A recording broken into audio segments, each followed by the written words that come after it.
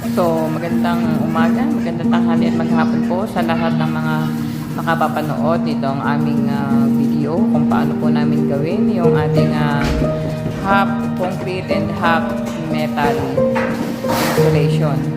So, yan ang kapartner ko po. Siya po yung taga-putol ng 2x2 na tubular. 1.5 po yung size na ginagamit po namin dyan.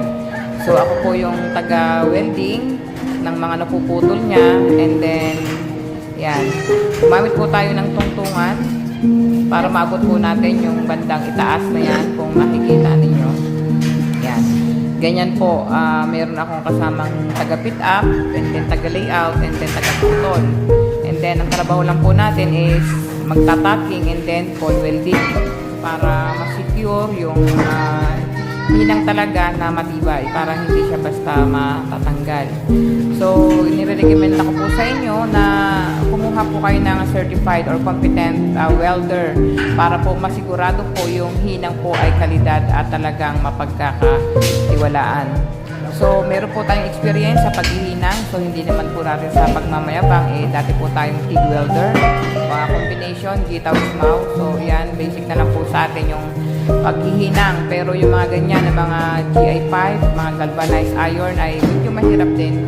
Pero ang pipiliin po natin ay yung 1.5 or yung makapal na para kahit papan hindi masyadong tayong mahirapan dahil sobrang hirap din at talagang lalo na kung ang gagamitin po natin na welding rod ay hindi po talaga branded.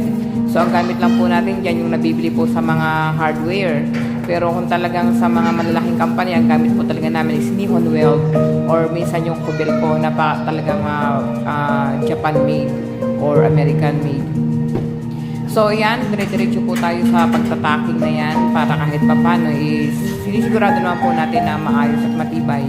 So sa pagtitimpla po ng amperahe, kailangan alam po natin, no, para hindi po tayo mabubutasan kapag sobrang taas po yung ampere po natin at mabagal po yung paghihinang natin, pwede pong mabutas.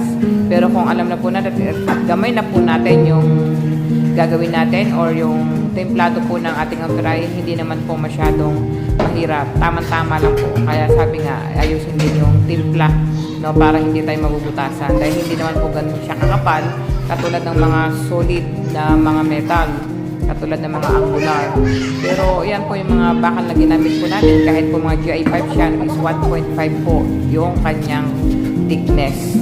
Ay talaga namang kahit pa paano may laban po yan para po sa ating paglalagyan po ng hardiplex.